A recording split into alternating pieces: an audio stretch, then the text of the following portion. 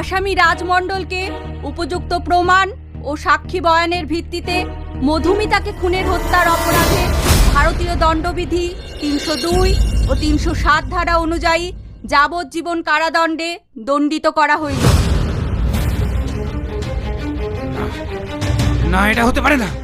এই অফিসার, দেখে নেব।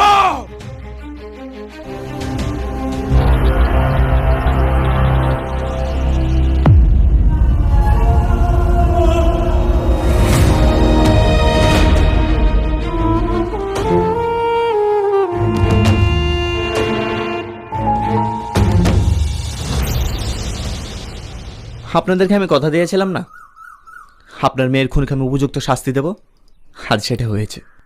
আজ আপনার মেয়ের আত্মার শান্তি পেয়েছে। টনি,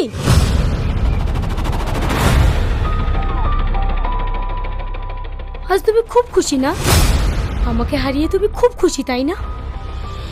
কিন্তু না, আমি কখনো হারতে শিখিনি। সালমা, তুমি ভুল করছো। সালমা, সালমা,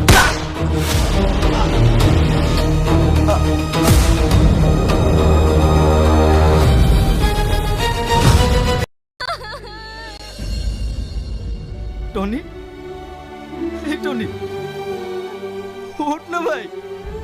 দেখ, আমি তোর উপর রেগে নাই। তোর সব বল আমি ক্ষমা করে দিয়েছি। এবার তোমার সঙ্গে কথা বল।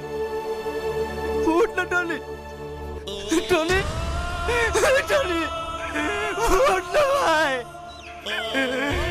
টনি, টনি, ওঠ না ভাই।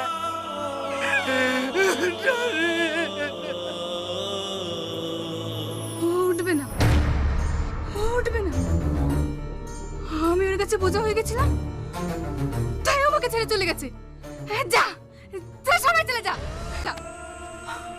আমি একা থাকবো, আমি একা থাকবো, আমি একা থাকবো।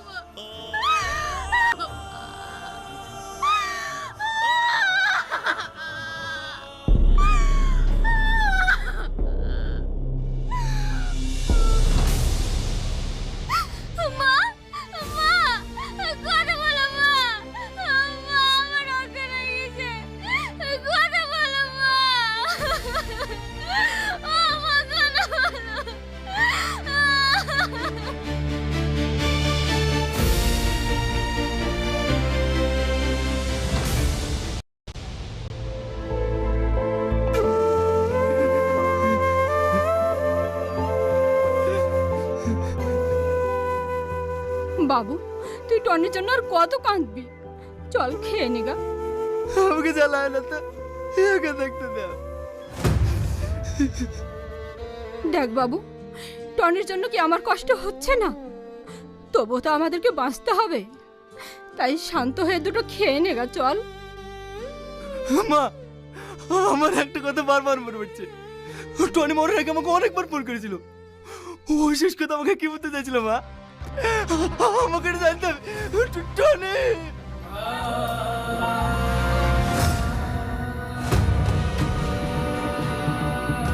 টনি, টনি, তুই আমার লক্ষ্মী ভাই।